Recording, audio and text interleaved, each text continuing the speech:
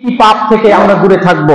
সামান্য কয়েকটা পাপের কথা বলছি। আমাদের সমাজের মধ্যে যেই পাপগুলো আছে, গীবত করা, অন্যের পিছনে বদনাম করা, চুগলখুরি করা, বেহায়াপনা দেখানো, সময় নষ্ট করা সোশ্যাল মিডিয়াতে, নামাজ ফেলে রাখা, লোক দেখানো, নামাজ আদায় করা, আত্মীয়তার সম্পর্ককে ছিন্ন করা, টাকা পয়সায় অসততা, এগুলো হচ্ছে পাপের কাজ। এগুলো থেকে আমরা দূরে থাকার চেষ্টা করব। আল্লাহ আমাদের সকলকেই বুঝার তৌফিক দান করুন।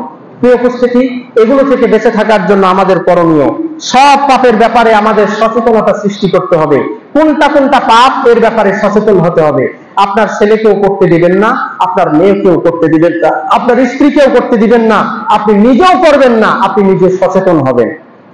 দ্বিতীয় নাম্বার, তওবা এবং ইস্তেগফার বেশি বেশি করবেন। আল্লাহর ভয় অন্তরের ভিতরে জাগ্রত করবেন, নেক আমলের প্রতি আগ্রহী হবেন এবং সব সময় চেষ্টা করবেন ভালো মানুষের সংস্পর্শে থাকা। আল্লাহ আমাদের সকলকেই এই বিষয়টি বুঝার তৌফিক দান করুন। সকলে বলে আল্লাহুম্মা আমিন। প্রিয় উপস্থিতি, আপনাদের সকলের উদ্দেশ্যে আজকের এই জুমার খুতবা থেকে একটি মেসেজ, সেটি হচ্ছে পাপকে পরিত্যাগ করতে হবে। কারণ পাপের স্বাদ হচ্ছে ক্ষণস্থায়ী।